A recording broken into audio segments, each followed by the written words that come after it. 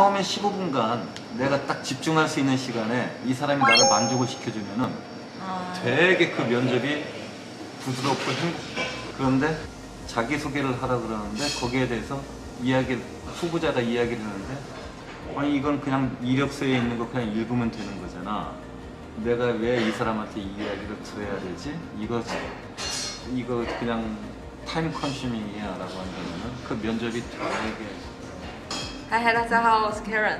最近呢，就是透过了韩国的猎头，就找到了一份新工作，然后就想说难得有这个机会，告诉大家就是韩国的整个工作状况啊，还有找工作的难易。我们今天就非常欢迎见到我们的자자요. 반갑습니다.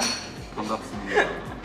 한국은 그러니까 공채도 있잖아요, 수시도 있잖아요. 그럼 한 비율이 얼마 정도 되는지? 신입사원은 거의 90% 이상이 공채, 특히 대기업 같은 경우에는 네. 뭐 LG 12월달, 8월달 네. 그때 공채 해가지고 신입사원들을 대부분 많이 뽑고요. 경력직은 대부분 수시예요. 회사에서 직접 자기 회사의 홈페이지라든지 사람인이나 잡코리아 그런 서치 사이트 그런 데다가 올려가지고 뽑는 경우도 있고 사람을 찾아주는 서치폼에다가 이걸 요청을 해요. 요청해가지고 괜찮은 사람을 좀 뽑아다가 이렇게 하는 경우. 일단은 상업 자체가 중소기업 위주로 되어 있는데 한국은 약간 대기업이 더 많잖아요, 대만보다. 연봉 수준 차이가 많이 났다고 들었는데 한 얼마 정도 차이가 나는지. 대기업이 만약에 100이다 그렇다면 중소기업은 65에서 70% 정도? 어쩐지 다들 되게 대기업에 들어가고 싶네요. 그런 편이죠. 여기가 대기업이 월급이 높은 편인 것 같아요. 외국인은 대기업에 들어갈 수 있어요? 정책 같은 거 참여할 수 있는 거예요? 들어갈 수 있는데 네. 그 정보를 얻는 게 되게 힘들어요. 지원을 해야 되고 시험도 봐야 되고 그리고 건강검진이라든지 네. 그 다음에 면접도 봐야 되고 그 프로세스 너무 외국인들이 다 이해하고 그걸 따라가는 게 어려울 수도 있어요. 어떤 학과 나오면 취업이 잘 돼요? 요즘은 IT 거의 한 60 to 65% is almost IT. 여기는 사모님이 그 조카 운영하는 카페예요. 다들 많이 오세요. 그럼 약간 코로나 때문에 네. 취업하기 어려워졌는 건가요? 코로나 때문에 취업하기 어려워졌다는 거는 2020년도에는 맞아요. 네. 2021년도 하반기부터는 괜찮아졌어요. 왜 그러냐면은 코로나 때문에 네. 어려워진 사업도 있지만 괜찮아진 사업도 많더라고. 사람들이 이제 적응을 하게 되니까 다시 소비도 하게 되고 네네. 그렇게 돼서 안 뽑던 사람들을 갖다가 많이 뽑게 되니까 네. 올해도 아마 기회가 사람들한테 많이 오지 않을까 라는 생각을 해요. 그 다음은 약간 헤드헌터 관련된 질문이에요. 사람인 이런 데에서 이력서를 봤는데 그럼 그럴 때 뭐가 제일 중요하다고 생각하세요? 뭐 여러 군데의 잡 사이트가 있는데 네.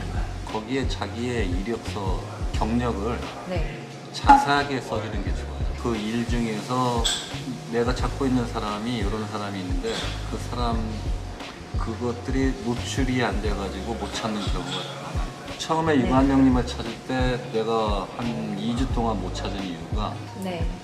유관영님을 내가 몇 번 보긴 봤는데 이게 맞는지 안 맞는지를 모르겠더라고요.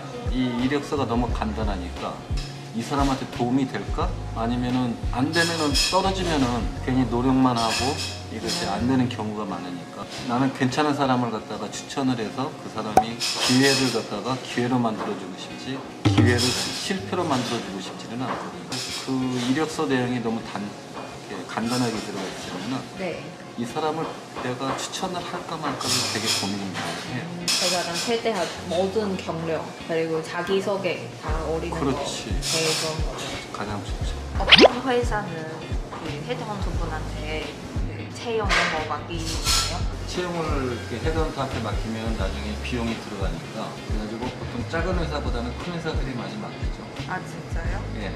왠지 약간 한국 친구한테 들었는데 보통 약간 정말 예를 들면 뭐 안 좋은 일자리 약간 사람이 잘 안 뽑히는 데는만 맡긴다고. 그거는 잘못된 생각이고요. 그런 회사도 있어요. 아주 좋은 회사, 아까 삼성을 예로 들어서 네네. 삼성이 딱 채용 공고를 해서 경력으로 해가지고 마케팅으로 해서 5년에서 10년 사이에 브랜드 마케팅을 한 경력을 갖다가 내가 채용을 하고 싶다. 100명, 200명 그렇게 지원을 할 거라고요. 떨어질 만한 사람들이 지원을 많이 해요. 그 내부에서는, 회사에서는 그 이력서를 갖다 누가 지원을 했으면 그걸 다 이제 프린트를 해가지고 누가 다 체크를 해야 되는데 네. 그것도 일이거든. 맞아요. 이 사람이 좋은 사람인지 안 좋은 사람인지를 갖다가 몰라요, 잘. 그래서 대부분의 사람들이 좀 중요한 포지션의 사람들을 갖다가 뽑고자 할 때는 네. 헤드헌트를 많이 써요. 방금 말씀하신 거는 헤드헌트를 통해 뽑은 사람은 약간 따로 비용을 발생하니까 그래서 제가 알기로 약간 이 사람한테 더 꼼꼼하게 평가한다는 그런 말이 있어요. 맞아요. 아 그거는 맞아요? 네. 그래서 회사가 보통 헤드헌터를 통해서 이력서를 받을 때는 네. 되게 스트릭트하게. 같은 일자리인데 그냥 사이트를 통해 지원한 사람보다 헤드헌터를 통해 지원한 사람이 더 약간 신중하게 생각하고 더 퀄리파이된 사람을 뽑고 싶어 하죠. 예를 들어서 어제 네. 한 회사가 어떤 포지션을 갖다가 뽑아달라고 요청을 해서 제가 그 사람이 이력서를 다 정리를 해서 네. 뽑았는데 약간 갈등을 했어요. 그 사람을 내가 추천을 하게 되면 이건 안 된다라고 이야기할 확률이 높아요. 네. 그 사람이 직접 지원을 하게 되면은 네. 아, 한번 면접까지는 볼 수도 있겠다라는 사람이 있긴 있었어요. 근데 그분한테 연락을 했어요. 이거 직접 지원하시는 게 더 좋을 수도 있겠다. 대신에 내가 이렇게 수정해준 이력서를 갖다가 본인이 쓰셔도 된다. 아 진짜요? 그렇게 했거든요. 거의 그거인데요. 봉사 활동 봉사 활동일 수도 있지만 해주셨네요. 나한테는 그게 네. 하나의 그냥 약간의 돈일 수도 있지만 그 사람한테는 그게 기회거든. 아 그렇죠. 근데 나 같은 헤드헌터는 그렇게 많지는 않아요. 솔직하게 이야기하면. 제가 외국인이 한국에서 취업하려면 약간 한국어는 필수 있고 그럼 다른 능력, 역량 이런 거 뭘 키우면 더 좋을 것 같다고 생각하세요? 서포트를 받아야 돼요. 서포트? 누군가가 네네. 이 사람을 갖다가 제대로 이해하고 그 안에 어필을 이렇게 약간 익스포즈 시켜서 네. 이렇게 그 사람들한테 표현을 갖다가 이렇게 그 이해를 해줄 수 있는 사람한테 서포트를 받는 게 되게 중요하다고 생각을 해요. 그 서포트를 안 받게 되면은 그 사람의 능력보다 조금 더 그레이드가 낮은 쪽으로 자기가 일을 찾을 수밖에 없어요. 외국인이든 한국인이든 회사에서 일을 하면 똑같아요. 들어가기가 힘들 뿐이지 네. 들어가서 일을 하다 보면은 한 2, 3개월만 지나면 비슷하게 일을 해요. 먼저 노력을 하는 게 get the opportunity. 잡느냐 못 잡느냐라는 부분이 그 사람의 능력보다는 네. 그걸 같이 누군가가 서포트를 해주느냐 안 해주느냐에 따라서 많이 달라진다라고는 개인적으로 생각을 해요. 아마 유관영님이 기존에 다른 친구들한테 헤드헌터에 대해서 안 좋은 이야기를 갖다 많이 들었다고 했잖아요. 한국인이 그렇다고 생각하세요? 그 사람은 헤드헌터가 그냥 그런 헤드헌터를 많이 해요. 이 사람의 미래를 생각을 안 하고 그냥 아무거나 추천을 하는 거예요. 아, 네. 그러면 그때 제가 예를 들면 친구한테 오늘 약간 헤드헌터 분이랑 미팅을 하겠다. 친구들이 원래 약간 어떻게 미팅까지 약간 이렇게 해줄 거면 이런 말 좀 있었어요. 면접할 때는요?